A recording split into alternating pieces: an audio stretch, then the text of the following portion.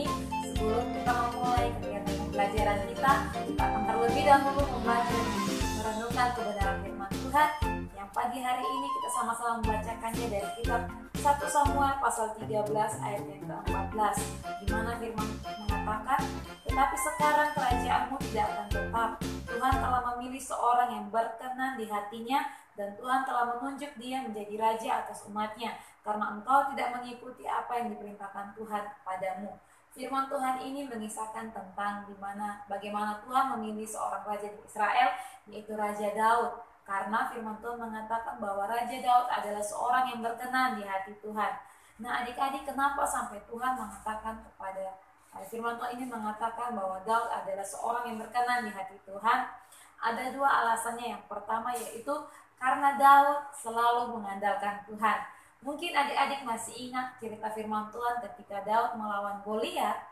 Ketika waktu itu Goliat dengan tubuh yang besar, kekar, dengan memakai perlengkapan yang begitu lengkap, seorang panglima tentara melawan Daud yang Daud hanya membawa satu ketapel dengan lima batu yang ada di ketapelnya. Dan Daud mengatakan bahwa engkau datang dengan membawa tongkat dengan ming, tetapi aku datang dengan nama Tuhan Allah Israel. Nah, adik-adik, dalam situasi seperti itu Daud selalu mengandalkan Tuhan. Nah, mungkin hari-hari ini adik-adik mengalami masalah atau dalam hal apapun, atau di sekolah kalian dalam pembelajarannya, mari jangan andalkan kekuatan kita sendiri, jangan andalkan hikmat kita sendiri, tapi mari andalkan kekuatan Tuhan, biar adik-adik menjadi orang berkenan di hati Tuhan. Dan yang kedua, kenapa Daud seorang yang berkenan di hati Tuhan, seperti yang firman Tuhan katakan, karena Daud selalu membangun hubungan yang intim dengan Tuhan. Di dalam kitab Mazmur pasal yang ke-119 ayat yang 147, di situ firman Tuhan mengatakan bahwa 7 kali sehari Daud memuji Tuhan. Nah, adik-adik, di dalam hal apapun, mungkin di rumah atau di tempat manapun, mari adik-adik harus membangun hubungan yang intim dengan Tuhan. Seperti apa contohnya? Ketika adik-adik bangun pagi hari, adik-adik mengawali dengan membaca Alkitab dan berdoa.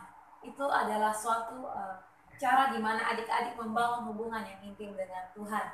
Dan ketika adik-adik membangun hubungan yang intim dengan Tuhan melalui doa, baca Alkitab, bahkan nanti sampai di sekolah, adik-adik datang ke sekolah, adik-adik juga mengikuti hal yang sama, yaitu renungan pagi, di mana adik-adik akan membaca dan merenungkan kebenaran firman Tuhan melalui firman yang disampaikan oleh kakak-kakak yang membagikannya.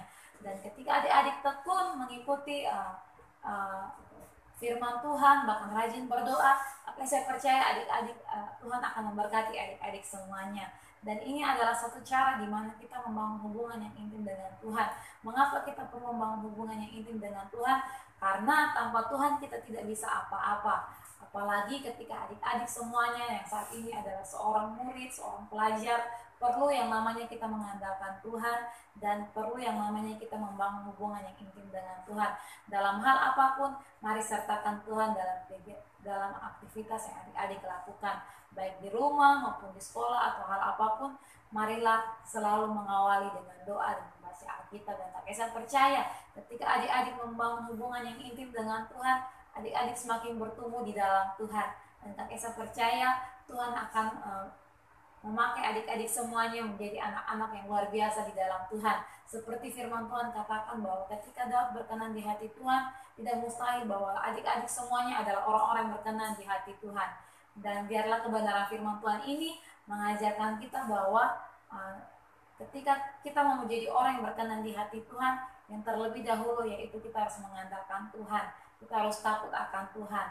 Dalam hal apapun, ketika kamu belajar, kamu berdoa, minta hikmat daripada Tuhan, mengandalkan Tuhan, maka saya percaya adik-adik semuanya adalah adik-adik yang berhasil di dalam Tuhan suatu saat nanti.